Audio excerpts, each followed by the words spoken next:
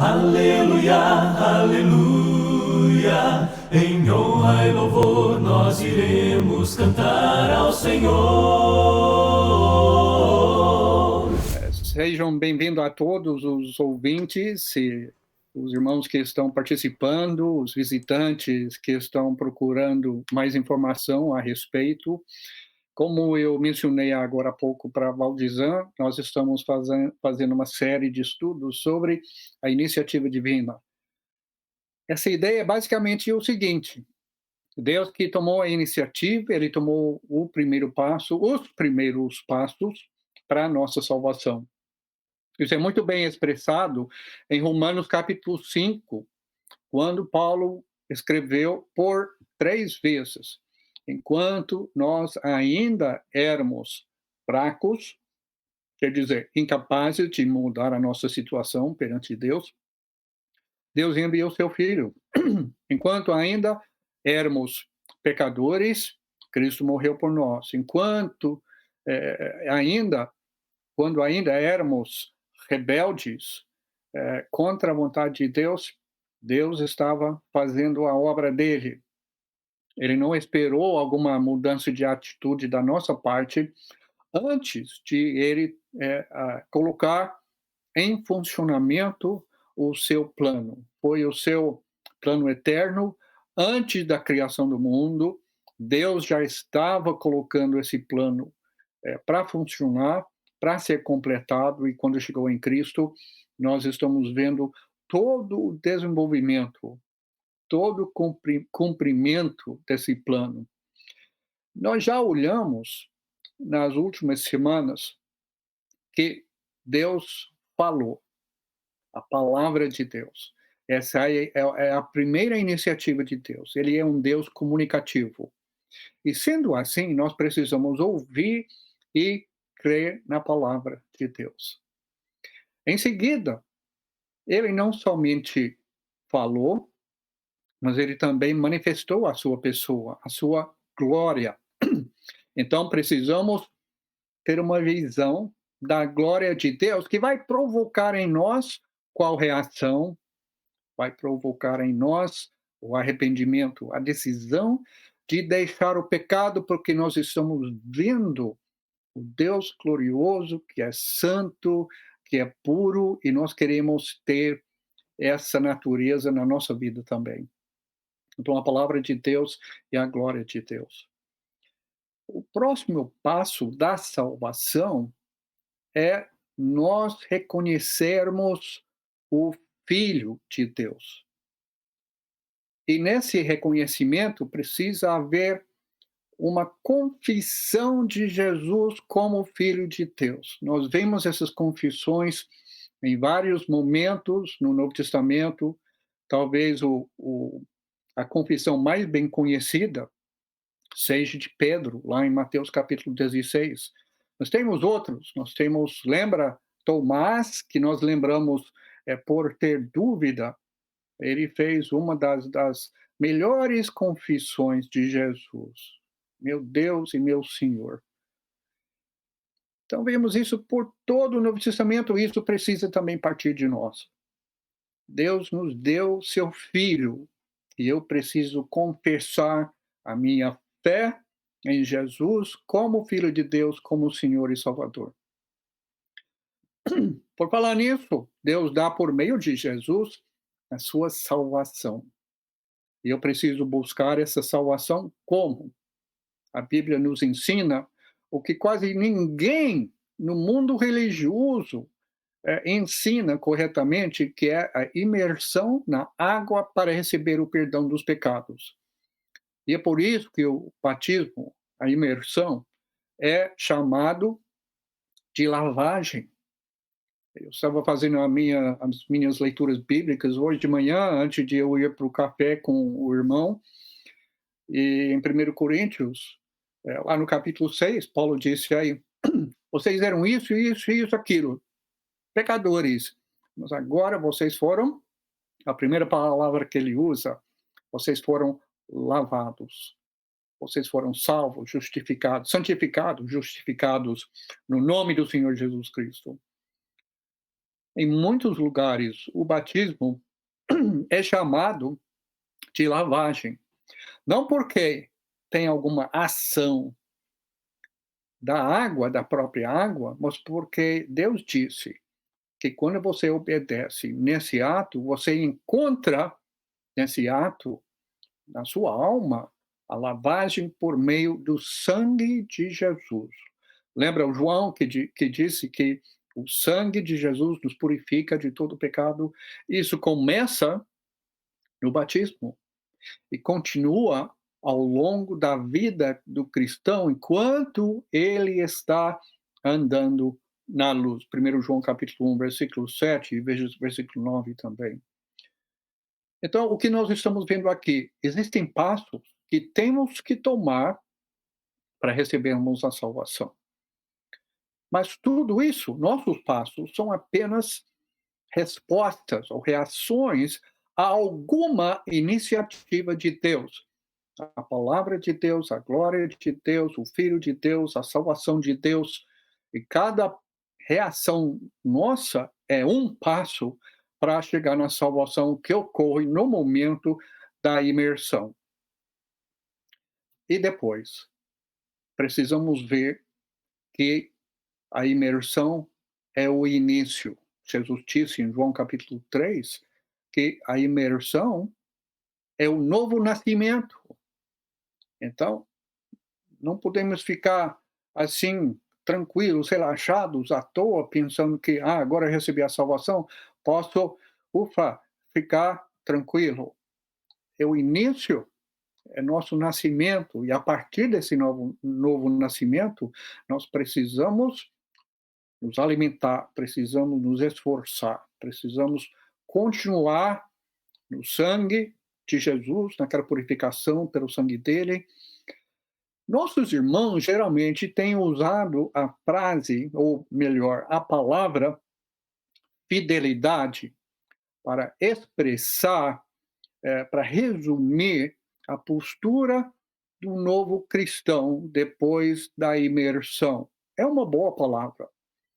É muito expressiva essa palavra. Para que nossa salvação esteja garantida mesmo, é necessário que sejamos fiéis ao Senhor. Agora, embora esse termo seja apropriado, muitas vezes ele não é descrito com suficiente detalhe e fica, dessa forma, vago ou sem aplicações práticas. Ou, às vezes, a pessoa diz, temos que ler a Bíblia, fazer oração e congregar. Tudo isso faz parte, uma parte muito, muito, muito importante. Mas, nesse momento, nós damos ênfase ao que o novo cristão tem que fazer. E precisamos ainda ensinar sobre isso, sim. Eu não quero diminuir a importância do nosso esforço, mas estes deveres nossos, apesar de serem necessários, são insuficientes para manter o cristão no caminho, porque estamos tirando os nossos olhos, tirando o nosso foco da iniciativa divina para colocar a ênfase no cristão. E os ombros do cristão não são grandes ou fortes o suficiente para aguentar esse peso. Então, nós temos que devolver a nossa vida em Cristo à iniciativa divina, aquilo que Deus faz primeiro. Então, depois de eu analisar tudo isso, essa é a minha maneira de expressar as coisas. Você pode descobrir outras expressões tão boas quanto as minhas. Mas eu quero expressar esta fase de pós-imersão, do novo nascimento, em termos da família de Deus. Então, lembra, quais são os passos da salvação? Geralmente nós falamos ouvir, crer, arrepender-se, confessar, ser batizado e ser fiel. O que eu estou fazendo aqui, gente, e eu estou falando aqui especialmente para a irmandade em Cristo, mas eu estou falando também para quem ainda não obedeceu à palavra de Cristo. Então, eu estou falando para dois grupos de pessoas aqui.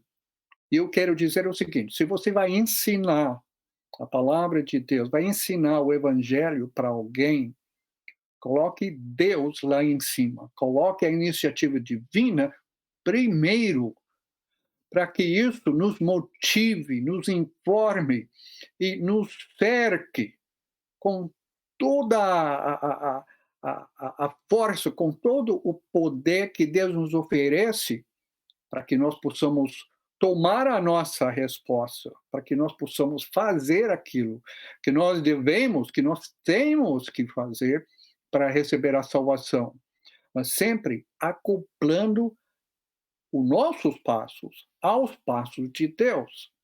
Então, aqui são os passos completos. A palavra de Deus, ouvir e crer. A glória de Deus, se arrepender. O Filho de Deus, confessar o Filho. Salvação de Deus, imersão na água para perdão dos pecados. E a família de Deus. É lá onde nós vamos crescer, amadurecer e servir. Porque muitos exemplos do que as pessoas falam aqui é o seguinte. Eu vou ler aqui um parágrafo de um irmão muito fiel, um pregador maravilhoso. Eu não quero, com essa leitura, diminuir de alguma forma, de maneira nenhuma, a fidelidade dele, a capacidade dele. Mas olha o que é típico da nossa resposta aqui. Ele escreveu ontem o seguinte, nessa fase, nesse período pós-imersão. Ele escreveu assim: viva uma vida cristã fiel. Acrescente à sua vida as virtudes cristãs, segundo Pedro, primeiro capítulo. Evite as obras da carne e manifeste o fruto do Espírito, Gálatas 5. Continue firme, Atos 2, 42. Não abandone a assembleia de cristãos para estudar a Bíblia e adorar, Atos 20, versículo 7, Hebreus 10, versículo 25. Permaneça na doutrina de Cristo, segundo João, versículo 9. Sempre se dedique à obra do Senhor, 1 Coríntios 15, versículo 58. Seja fiel até a morte, Apocalipse 2, versículo 10. Esse é o parágrafo dele. Com a exceção de uma frase que não é explicada, que não é definida, que não é desenvolvida, tudo isso está focando apenas o cristão, apenas a sua fidelidade. O que eu quero colocar para nós aqui é que quando nós vamos falar sobre a família de Deus, nós estamos falando sim de tudo isso, mas de muito mais também. Onde nós vamos aprender a servir e dentro dessa família nós vamos cumprir a missão que Cristo nos deu, que está praticamente ausente desse parágrafo que esse irmão escreveu ontem. Precisamos ressaltar cada vez mais isso. Agora, geralmente nós falamos sobre a igreja bíblica, a igreja do Senhor Jesus Cristo. E tudo que a gente fala é correto. É o ensinamento bíblico mesmo. Mas sabe, eu cansei tanto, mas tanto, de tentar explicar para as pessoas que a igreja não é denominação, e vamos continuar explicando isso. Mas precisamos colocar o povo de Deus sob outro aspecto. E precisamos levar em conta os termos usados no Novo Testamento para a igreja de Deus e a figura, não sei se é figura, porque é a nossa realidade espiritual. são os termos familiares. Deus como Pai, os seguidores como irmãos. Jesus é descrito como o irmão mais velho. A família espiritual. E talvez essa família seja a referência mais frequente para falar a respeito do povo de Deus. Então, merece uma atenção muito grande da parte dos cristãos.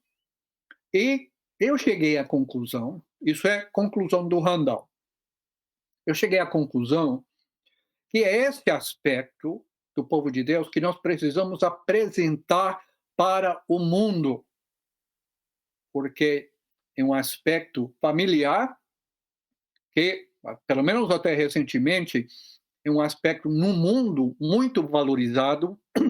A família é valorizada no mundo secular, no mundo religioso, e precisamos colocar a igreja nesses termos para apresentar às pessoas. Eu espero que eu esteja fazendo sentido aqui. Eu quero recuperar, quero restaurar nosso uso dessa descrição da igreja de Deus. Porque o grande fato da família de Deus é ter Deus como Pai. Lembra que Jesus falava de Deus como o Pai de vocês? Até em certo momento ele falou, meu Pai e o Pai de vocês. Porque Jesus tinha e tem um relacionamento especial com o Pai Celestial. Mas Deus também é nosso Pai. E ele falava de Deus como o Pai de vocês. Isso eu tirei de um livro ontem, Joaquim Jeremias, no seu, eu acho que sua teologia do Novo Testamento, alguma coisa assim. Ele observou o seguinte, ele tinha razão. Ele errou muita coisa, mas nisso ele tinha razão. Jesus falava de Deus como o Pai de vocês somente aos discípulos e nunca aos de fora, a quem não pertencia ao povo de Deus. Isso é um fato importante. Porque às vezes nós não entendemos quem está dentro e quem está fora. Nós queremos, assim, acolher. Eles são parecidos com a gente, então vamos chamá-los de primos, né? Talvez não sejam irmãos, mas são primos, alguma coisa assim. A Bíblia não deixa, assim, um meio termo aqui. Ou você está dentro ou você está fora. E é somente seguindo esses passos para entrar na salvação de Deus que vai estabelecer quem está dentro. Então, as pessoas falam muito de Deus como Pai, e falam que todos nós somos filhos de Deus. Não é verdade. Filho de Deus é aquele que se aproveitou do direito que foi dado para nos tornar filho de Deus. Vai ler o Evangelho de João, capítulo 1, versículo 12. Deus dá aos que creem o direito de se tornarem filhos de Deus. Então, aquilo já mostra muito claramente que nós não somos, o ser humano não é automaticamente um filho de Deus. Aquela paternidade que ele tinha recebido na criação se perdeu com a queda, com a entrada do pecado dentro do mundo. As pessoas não são filhos de Deus, a não ser que aceitem o evangelho, que ouçam e creiam na palavra de Deus, que se arrependam diante da glória de Deus, que confessem o Filho de Deus. Somente as pessoas que são imersas na água para o perdão do pecado é que nascem dentro da família de Deus. Nós não somos filhos de Deus por natureza. Então, quando nós falamos sobre Deus como Pai, isso nos oferece todas as condições de definir para as pessoas: você está dentro ou você está fora da família de Deus? Deus quer que todos sejam salvos. Nós queremos que todos sejam salvos. E para isso, temos que ajudar as pessoas a identificar, a reconhecer que elas estão fora da família de Deus, que elas não têm a salvação de Deus, mas elas podem ter, se elas ouçam, se elas ouvirem, se elas receberem, se elas obedecerem esses passos da salvação. Então, a conversão, que é uma palavra não muito bem entendida hoje em dia, a conversão é descrita em termos do nascimento dentro da família de Deus. E nós já mencionamos João capítulo 3 nesse momento. Isso também significa que nós temos uma nova maneira de orar. Lembra quando os discípulos pediram Jesus para ensiná-los a orar? Esses eram judeus criados dentro do meio do povo de Israel. Seus pais tinham ensinado eles desde pequeno de orar a Deus. Mas eles viram em Jesus uma nova maneira de orar. E Jesus ensinou aos seus discípulos, ao seu povo, uma maneira nova de orar, porque a oração começa como? Nosso Pai que está nos céus. Então, a nossa maneira de orar é diferente, porque podemos nos aproximar de Deus como Pai e ter a certeza de que Ele, como Pai, vai nos atender. E ele define o que é a paternidade. Até em Efésios, Paulo falou nesses termos, que a paternidade é definida pela paternidade de Deus. E isso nos ajuda. Eu lembro anos e anos atrás, uma moça que não podia pensar em Deus como pai, porque o pai dela abusava dela sexualmente. Então, para ela era impossível pensar em Deus como pai.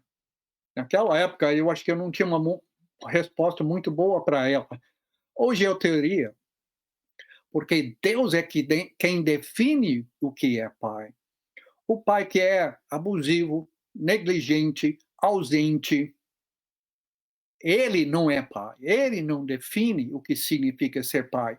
Deus pode ser de verdade um verdadeiro pai para nós. E podemos saber que ele nos ama e ele vai fazer para nós aquilo que é melhor. Agora, falar em termos da família de Deus também significa que nós vamos ter Deus como Pai que nos dá uma segurança para o dia a dia. Deus sabe de que precisam os filhos. Os pais humanos têm uma noção. O pai humano não vai dar, quando o filho pede o pão, não vai dar uma serpente. Jesus falou assim. E ele fez um argumento do menor ao maior. Se vocês, que são seres humanos, falhos, pecaminosos, sabem como fazer coisas boas para seus filhos, quanto mais seu Pai Celestial sabe do que você precisa e vai providenciar para você as suas necessidades. Jesus identificou quem compõe a sua família. E com isso, sabe o que ele disse? A família espiritual é mais importante do que a família física. Até a própria família física de Jesus não entendia a sua missão. Sua própria família procurou levá-lo um dia à força, porque acharam que ele estava fora de si. Ele não tomou nem tempo para comer direito. E em Marcos, o Evangelho de Marcos, capítulo 3, versículos 20 e 21, eles chegaram para tirar Jesus à força e levá-lo para casa. Vamos cuidar dele. A gente sabe o que é melhor para ele. Não conseguiram chegar perto de Jesus, porque a casa onde Jesus estava cheia. Mandaram chamar Jesus. E alguém disse para Jesus: sua mãe, seus irmãos, suas irmãs estão lá fora chamando você. Jesus perguntou: Quem é a minha mãe? Quem são meus irmãos? Quem são as minhas irmãs? São estes que fazem a vontade de Deus. Então, Jesus deu uma nova definição de quem é família. E ele mostrou nesse momento, deixando de atender ao chamado da sua família física, que a prioridade é a família espiritual. Eu já aviso os novos convertidos que muitas vezes quem vai te dar mais problema, mais dificuldade para você viver a sua fé vai ser a família física. É uma bênção. Quando a família física faz parte da família espiritual, é o ideal, é o que Deus quer. Mas nem sempre acontece. Quando há um conflito entre a família física e a família espiritual, qual é que deve receber a prioridade? É a espiritual. Eu lembro como criança, nós nunca perdemos nenhuma reunião da igreja. Eu dou graças a Deus pelo exemplo dos meus pais. De vez em quando, um tio e uma tia minha, um tio meu, iam visitar a gente. E sabe quando eles chegavam? Eles chegavam sempre 30 minutos antes de começar uma reunião da congregação. Nós já estávamos arrumando as coisas para sair e eles chegavam. E sabe o que meu pai falava? Fiquem à vontade, a casa é sua.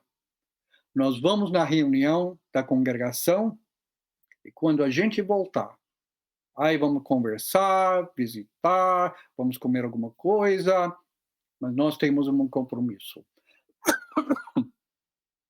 Eu dou graças a Deus pelo exemplo do meu pai, porque ele mostrou que a família espiritual é mais importante do que a família física.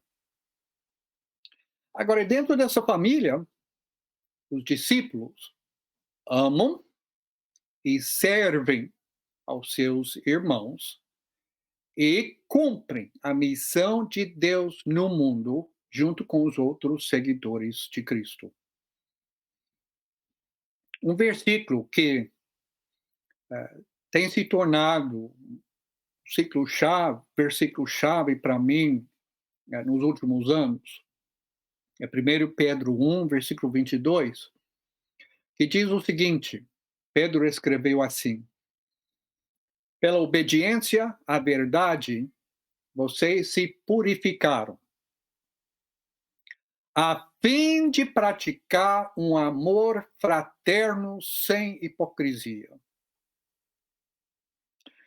O versículo fala muitas verdades importantes. Primeiro, para recebermos a purificação da nossa alma, o perdão dos nossos pecados, temos que obedecer à verdade.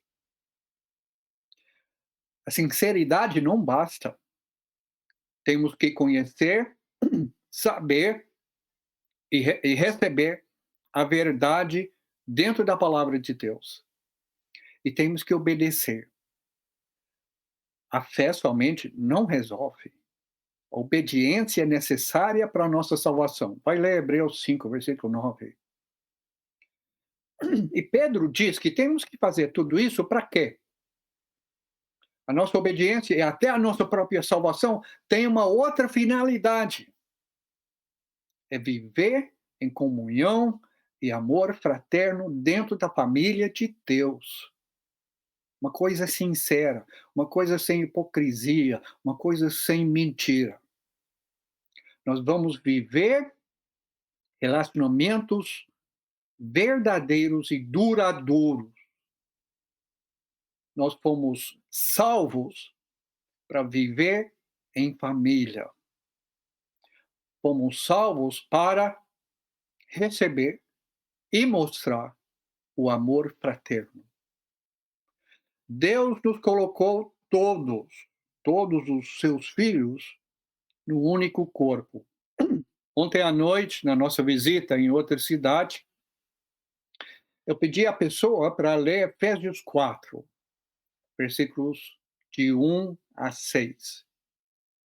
E lá diz, começa falando assim: tomei muito café e falei muito hoje, viu? Então a garganta está ruim.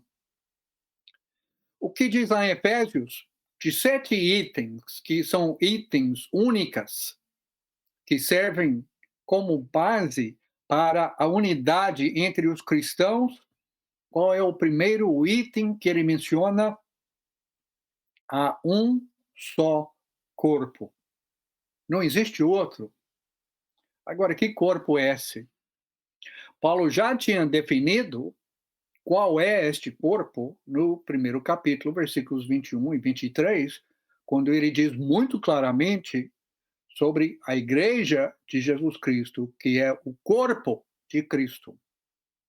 Então, quando ele disse em Efésios 4, versículo 4, há um só corpo, ele está dizendo, há uma só igreja.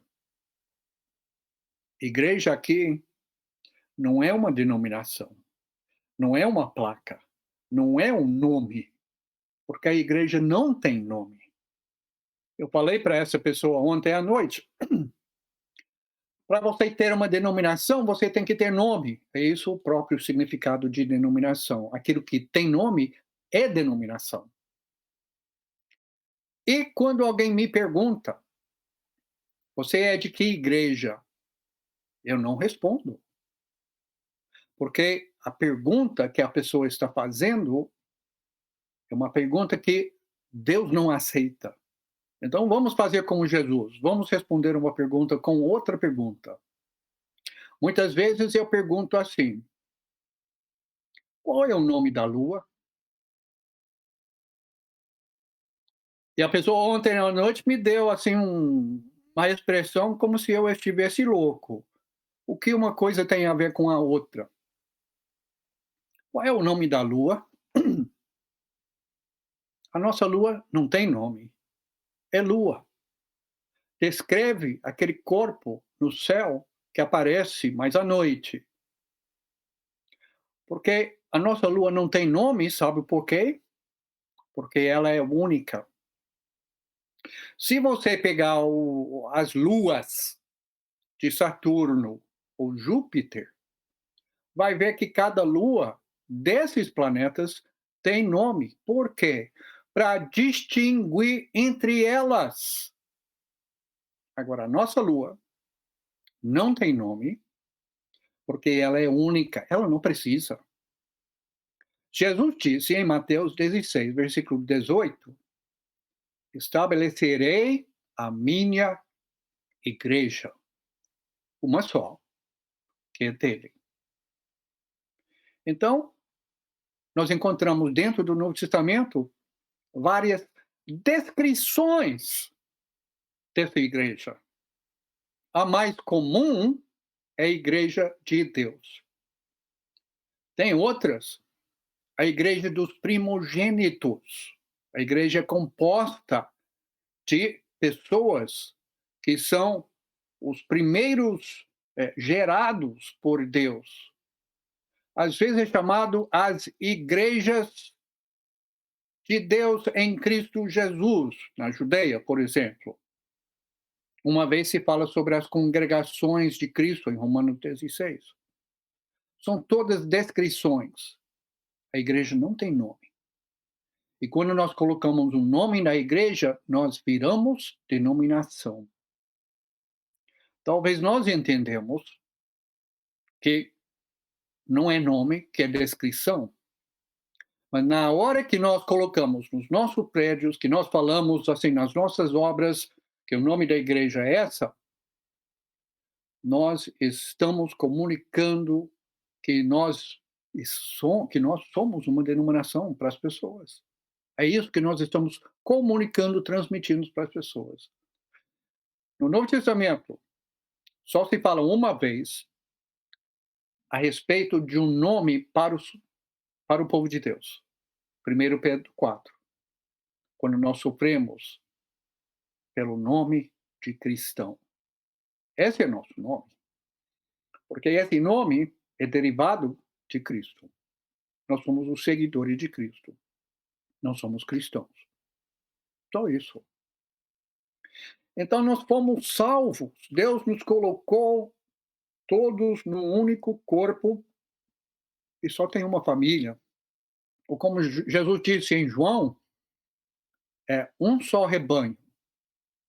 Ia pegar ovelhas lá de Israel, ia pegar ovelhas lá dos gentios e formar um só rebanho. E Jesus é um só pastor para esse único rebanho de Deus. Então, usando todas essas figuras e todas essas ideias, precisamos ver que Deus criou assim uma paz, uma unidade sobre todos os fiéis.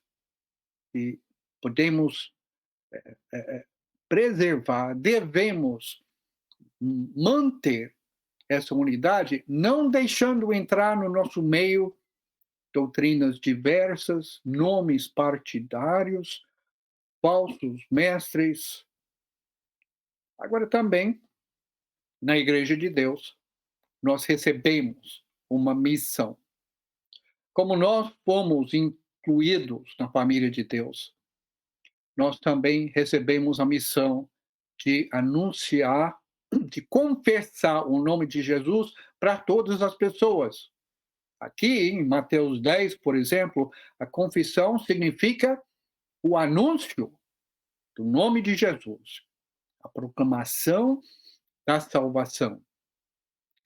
Então, como Paulo disse para Timóteo, em 1 Timóteo, capítulo 4, versículo 16, atente bem para a sua própria vida e para a doutrina, o ensinamento, perseverando nesses deveres, pois agindo assim, você salvará tanto a si mesmo quanto aos que o ouvem. A nossa salvação depende da fidelidade. E essa fidelidade se mostra no meio da família de Deus. Eu e Valdizão falamos aqui, antes de começar esse estudo, sobre a necessidade da comunhão. Ontem à noite, na visita que nós fizemos, eu e mais um irmão, a esse amigo dele, em outra cidade, o casal falou assim: nós achamos que só entre nós, marido e mulher, que a gente podia manter a nossa fé. E ele nem entende completamente qual fé é essa. Mas ele disse: nós descobrimos que sozinhos nós não vamos conseguir. Nós precisamos da comunhão de pessoas que vão ajudar a gente a crescer na nossa fé. Olha, isso para alguém que nos visitou uma vez, que veio do mundo religioso e que está buscando e começando a entender cada vez mais da vontade de Deus, isso eles perceberam. No meu café hoje de manhã com outro irmão, nós comentamos entre nós a necessidade de termos essa comunhão entre irmãos, porque nós vamos nos edificando uns aos outros, nós vamos corrigindo uns aos outros, nós vamos encorajando, e Deus nos colocou como família para mostrar o amor, praticar o amor, e esse amor significa procurar o bem-estar, o crescimento, o amadurecimento de todos os membros do corpo de Cristo. Então, a Igreja de Deus tem uma identidade única como o povo do Senhor. E nos edificando uns aos outros, nós vamos ter mais condições de cumprir o que Pedro disse em 1 Pedro, capítulo 2, versículo 9, anunciar as grandezas, os grandes atos de Deus, daquele que o chamou das trevas para a sua maravilhosa luz. Por isso, cada irmão se prepara, como Pedro diz no capítulo 3, versículo 15, para explicar a sua fé. Está preparados. E vamos ajudar uns aos outros a fazer isso. Então, aqui nós concluímos esta série. A gente volta na semana que vem com uma outra matéria, ok? Então, não vão embora, podem voltar. Nós vamos concluindo hoje essa série sobre a iniciativa divina. Porque primeiro nós temos a palavra de Deus. Deus falou. Então precisamos ouvir, aceitar, crer. Nós temos a glória de Deus manifestada nesse mundo, não somente na criação, mas na pessoa de Jesus e dentro da sua palavra. Então, diante dessa glória, dessa coisa maravilhosa que é a natureza de Deus, precisamos ser motivados a tomar a decisão de mudar, o arrependimento. Deus enviou seu Filho.